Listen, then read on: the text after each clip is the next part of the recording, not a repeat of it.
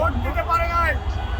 তিনটি নির্বাচনে মানুষ ভোটাধিকার বঞ্চিত হওয়ার কারণে এই দেশে ফাঁসিবাদ ঘিরে বসেছিল এবং যদি সুষ্ঠু নিরপেক্ষ নির্বাচন হতো ফ্যাসিস্টরা তো দীর্ঘস্থায়ী হতো না।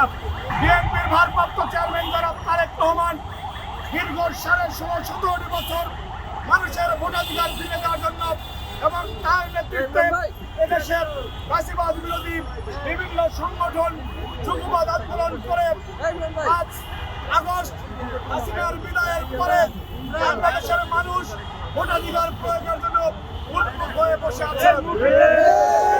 কিন্তু আমরা দেখেছি যে ইতিহাসের পরাজিত শক্তি যারা বাংলাদেশে কখনোই সাধারণ মানুষের ম্যান্ডেট নিয়ে রাজনীতি করতে পারে নাই, সেই 71-এর পরাজিত শক্তি জামাত শিবির এবং তাদের এই দেশীয় কিছু দোসর যারা ইসলামের নামে ধর্ম ব্যবসা করে তারা এই দেশের নির্বাচন না হতে দেওয়ার জন্য সবসময় ষড়যন্ত্রে লিপ্ত।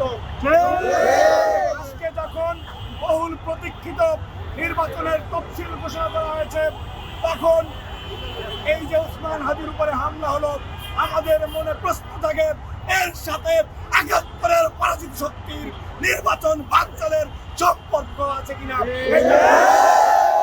এটাকে খতিয়ে দেখতে হবে।